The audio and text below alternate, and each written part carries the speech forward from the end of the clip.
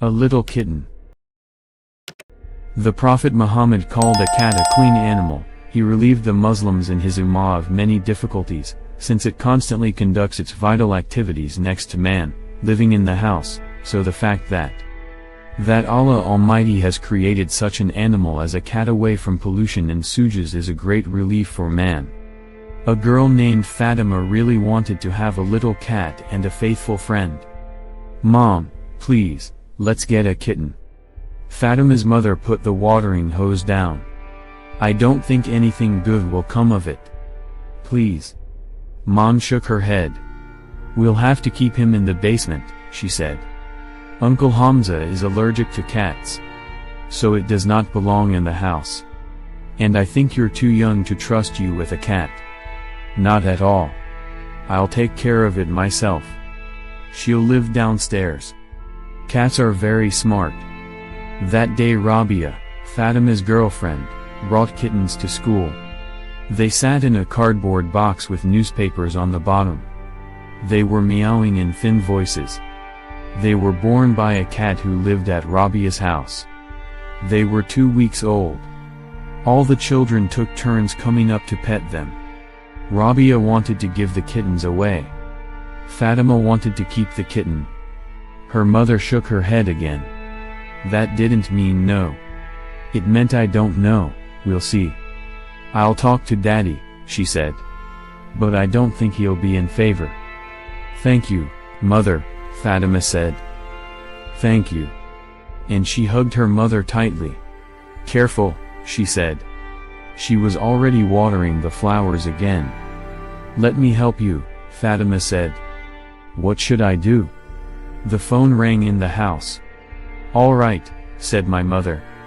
"You water the garden, and I'll go and listen to the caller." Fatima took the hose. She was so glad, her mother almost agreed. She saw Jamal running up the path toward her. "Jamal," she called out.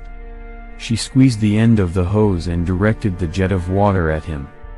Jamal dodged and took cover just in time around the corner of the house. "Ha ha," he laughed. It didn't hit. He peeked out from around the corner and made a funny face. Fatima wanted to play around, but she pushed herself back and watered. She wanted to prove to her mother that she could be trusted to take care of the garden. Which meant she could be trusted with the kitten. They talked about it for a long time in the evening. Finally her parents agreed.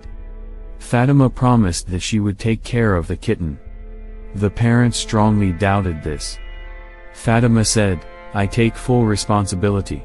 After that, she no longer doubted her parents' consent. Both father and mother liked to talk about responsibility. Daddy said that taking care of a cat was a serious business. Fatima would have a lot of responsibility. She'll either be able to handle it or she won't.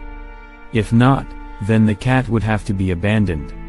Fatima was going to settle the cat downstairs. She would have to get her used to asking to go outside. She would have to clean up after her before she could do that. Fatima will also let her outside and let her back in the house. She would make sure the cat always had food and drink. It was a big responsibility. She was taking responsibility for another living creature. Fatima thought that her parents presented it as if it were about punishment. And she was sure everything would be fine. Besides, it was only a kitten. He wouldn't be much trouble. The next day after school Fatima and her mother went to get the kitten. There were only 3 kittens left in the box. Fatima immediately chose one for herself. The kitten was fluffy, white with black spots. She even thought of a name for him, Fluffy. She took him in her arms. Fluff was light and warm. She felt his heart beating. Fatima pressed Fluffy to her cheek and then put him in the box they had brought with them. As they drove the car home, Fluff was shivering and meowing pitifully. "Mom, drive quietly," Fatima said. "Fluffy is afraid. He does not like to ride in the car." Fatima caressed the kitten and talked gently to him. Suddenly he began to break away. "Mom," Fatima groaned, Kitty peed herself. "Oh, my God," Mom stretched out. "She did not do it on purpose," Fatima said. "She just got frightened." A thin trickle ran down Fatima's legs from the box. "Take the box off the seat," said Mom. But it was too late. The stream trickled onto the seat. "I'm sorry, Mom, I did not have time," Fatima said. She almost cried. "And how come there is so much water in the tiny pussy?" "It's all right," said Mama, with a sigh. "You'll have to wash the seat when we get there." "Okay," Fatima said. "Remember," said Mama, "you are responsible for Pushka." "I know," Fatima said. "He's my cat. It's my job to look after him." When they got home, Fatima found another cardboard box for Pushka. She put the box downstairs and went to wash the seat. She used detergent to make the smell disappear. Then she returned and poured water into a cup. Both of Fatima's brothers came over to look at the kitten. Fatima told them that Fluff had not yet recovered from the move. They could look at him, but not touch him yet. "This is for you," Fatima said to the kitten. She put the cup of water in Fluffy's box. "How tiny he is," Muhammad said. "Can I hold him?" Jamal asked. "No," Fatima said, "he needs to rest." She turned to the kitten. "I will feed you from a separate bowl with special cat food." Fluff answered meow, curled up in a ball and yawned. Fatima and her mother bought food and water bowls at the pet store. They asked the clerk to find them the right food. Mrs. Said also decided to buy a book about caring for cats. "When you're faced with something new, you have to learn about it first," she said. "You need a cat litter as well," said the salesman. "And a litter tray or a litter box." Mrs. Said nodded and they bought everything they needed. When they got home, the first thing Fatima did was run downstairs. The gun was not in the box. He was gone, leaving a present for Fatima on the carpet. "There you are," Fatima exclaimed. The cat was giving her so much trouble. Then Fatima became worried. Where had he gone? Fatima looked all over the basement, calling out for him, and looked everywhere. She looked under the chairs and finally went to the stairs. Some noise came to her. A pitying meow could be heard from under the stairs. The door of the bathroom was ajar. Fatima peeked inside. Fluff was there, tangled in the fishing line. There was Daddy's fishing line in the toilet. "What a naughty boy you are," said Fatima to him. "Look how much I'll have to fuss with Daddy's fishing line because of you." Fluffy only meowed in reply. Fatima sighed and took the kitten back into the box. She removed the present from the carpet and washed the place down. Then she went to clean up the bathroom. She just had to rip some of the fishing line off the rod. It was impossible to untangle it. When Fatima went upstairs, she opened a book on cat care. Maybe she could teach Fluffy to behave. There was a lot written about cats in the book. The book started with how to train a cat to go to the bathroom. When the cat learns to go to a special tub, you can put that tub outside. After that, the kitten should learn to beg outside and go to the toilet only there. Fatima hoped that it would be easy to accustom Pushka to it. She didn't want to have to constantly clean surprises off the carpet after him. She read the page to the end. After feeding, she should carefully move the kitten to the litter box. Then she should have scratched the clean matting on the tub with her paw. And if he left his surprise on the floor, you should poke his nose right in the surprise. It was necessary to do it gently. Then you had to move it to the bath and scratch the bed with his paw. In 7 or 10 days the kitten should learn to walk in the tub. In 7 or 10 days, Fatima thought. I can't wait that long. Yes, it is not an easy thing to look after a kitten. And yet she would never part with Pushok. Fatima went downstairs to set up the litter box. It seemed to her that she had gone down and up the stairs at least 100 times today. She placed the tub by the door. Then she went upstairs and prepared food and milk for the kitty. She put Fluffy's bowls in the cardboard box. Fluffy snorted and licked the cat's food a few times. Then he started licking the milk. After pouring out the milk, he licked his face. Then he curled up and purred. How nice, Fatima thought. Come on, kitty, she said. Picking up the kitten, she carried him to the bathroom tub. She sat him down and scratched the bedding with her paw. Fluffy showed no interest in her. Fatima let him go just for a second, and he immediately tried to run away. Fatima picked him up and held him close to her, sighing. It might take more than a week, she thought. What if it takes a month? Taking care of another creature's life was not easy. Well, after all, she loves Fluffy. It seemed to her that there was nothing better than sitting and stroking him. That's how Jamal and Muhammad caught her. They wanted to look at the cat.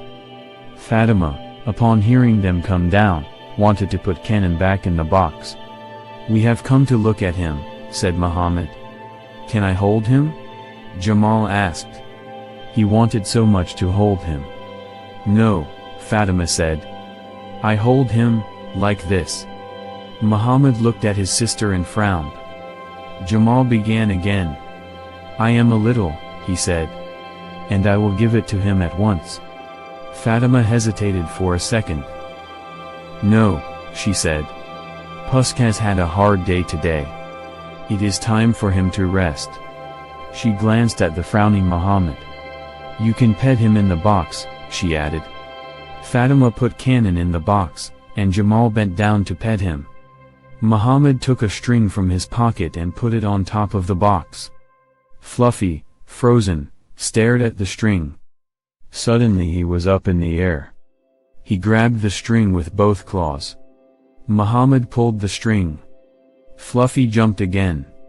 Soon he was chasing it all over the box. Enough, Fatima said. Fluff needs to rest. But he likes it, said Muhammad. But he likes it, Muhammad said. He needs to rest, Fatima said. You're just wondering, Muhammad said. Not at all, Fatima said. Muhammad looked intently at his sister. Okay, he said. And yet you are selfish. He hung the rope on the edge of the box and got up to leave. Kitten didn't care about any of this. He was still playing with the rope. He jumped and grabbed the long white thing dangling into his box with his teeth. I may be selfish, Fatima thought. But I'm the one taking care of him, after all. Still, feeling selfish was bad. Fatima sighed. She glanced at Kitten. He gripped the rope with his teeth. Fatima took it by the tip and pulled it out of the box. Fluff thought she was playing with him. He jumped so high that Fatima smiled. She wanted him to do it again. She began to play with him. Fluff jumped up again and started scurrying around the box. Jamal put his finger to his lips. You said that Fluffy had to sleep, he said. Fatima felt herself blushing. Yes, she said, and put the string aside. When they left, Fluff was still playing with his tail. The next morning Fatima almost missed the school bus. She had to feed Fluffy and then drop him off in the tub. When Fatima returned from school, things were bad. Fluffy had left 3 surprises on the carpet for her. And the toilet tub was clean and dry. Fatima told Fluffy that he was very naughty. And how could such a little cat leave so many surprises? Fatima was tired of cleaning up after him. Suddenly she felt sad. What if she cannot stand it? Then she would have to part with Pushkov. And she told the kitten that she needed his help. Fluffy, you must behave yourself now. In the evening, when she went to feed the kitten, she found Jamal the clown. For years the clown had been his favorite toy. Jamal still loved him very much now. Fluffy threw the clown off the bookshelf and chewed all of his hair. Fatima put the food she had brought upstairs on the bookshelf. She was very angry and frightened. Jamal would be furious. Fatima waved the clown at Fluff. Fluff retreated to the corner of the box. Then he jumped on the clown. "Do not touch," Fatima shouted at him. Fluff took it all for a game. Fatima almost cried.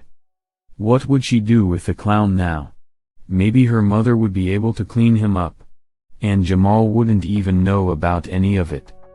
When Fatima went upstairs, Jamal was in the living room. He saw the clown as soon as she walked in. "My clown," he cried. He snatched the clown from her. "Mama, look what Fatima did to him." Both ran up to Mama. "This is Fluffy," Fatima said. "It's her," Jamal shouted. He handed the toy to his mother. "I never touched it," Fatima shouted. "It is you, it is you." "Calm down," said Mummy. "But Mummy." "Quiet," said Mama. She examined the clown's head. His cap was torn in two. All the hair had been pulled out. "It can be repaired," she said. Jamal looked at his sister in silence. He knew the clown would never be the same again. Fatima looked at her mother. "I'll help you clean him up," Mom said. "There was nothing I could do," Fatima said. "The kitten got to him. I'm watching him all the time as it is. Pushka is nothing but gifts and trouble. He doesn't help me one bit." "Wait here," said my mother to Fatima and Jamal. "Fatima and I, together we can fix the clown." Mom brought different colors of wool thread for the clown's hair and showed Jamal. "Take your pick. The hair won't be the same as it was," Jamal said. After lunch, Fatima set about fixing the clown. It took her a long time. She did not finish before evening prayer. It was late and she was tired. She had forgotten that she had left food and water for Fluffy on the bookshelf. Fluffy was left without supper. The next morning Fatima got up late. At breakfast she hurried so she wouldn't miss the bus. She forgot to feed the cat again. Her mother had not been home all day, and she had not looked in on Fluffy. This oversight was noticed only toward evening. Fatima did not stand the test. "You cannot leave your pet for a whole day without food and water," said Daddy. "I didn't want to," said Fatima. "That is no excuse," said Papa. "Camels go whole weeks without water," Jamal said. He wanted Fatima to keep the kitten. "Fluffy is not a camel," Dad said. He looked at Fatima. "We can't keep animals and treat them badly. Allah will hold us accountable for that." "And what do we say? I have forgotten? That won't be enough." "It won't happen again," Fatima promised. Papa shook his head. "I think you're just too young," he said. "We have made a mistake." Muhammad realized that his father was about to say that the kitten had to be given away. Fatima was wondering, of course, but she wanted the kitten so much. And he could help her take care of the kitten and raise it. "I could look after it too," he said. "I'm almost an adult. The three of us would take care of him. We'll take turns feeding him. We'll share the kitten." If Fatima agrees, of course. The duties would be less if they were shared. "I can help," Jamal said. "I'm an adult." Papa smiled. He looked at Mother. "What do you say, Fatima?" Mom asked. "Let it be ours together, not just mine," Fatima said. "I want to keep him so much." Fatima felt how much she loved her brothers. And she was still wondering in front of them. And they are ready to help her keep Pushka. They would all play with him together, and all look after him together. Papa and Mama looked at each other. Daddy smiled. "Okay," Mom said. "Let's try again." "Oh, thank you, Mommy." "Thank you, Muhammad." "And me?" Jamal stretched out. "Jamal, thank you." "Daddy, thank you. Now we can all get through this together." The children immediately rushed downstairs. Fatima took the cannon and handed it to Jamal. Jamal buried his face in the kitten's soft fur. Muhammad stroked him. Fatima watched them. Fluff was purring contentedly. Interesting about cats. The cat is considered by many nations to be a barometer of income. In Japan, trade in a shop promises to be brisk if a cat rubs its left ear with its paw. If a cat suddenly reaches out to a person, he will soon receive unexpected money or make a profitable purchase. And in China it was believed that even a wealthy family could go bankrupt if a completely alien cat suddenly came to the house.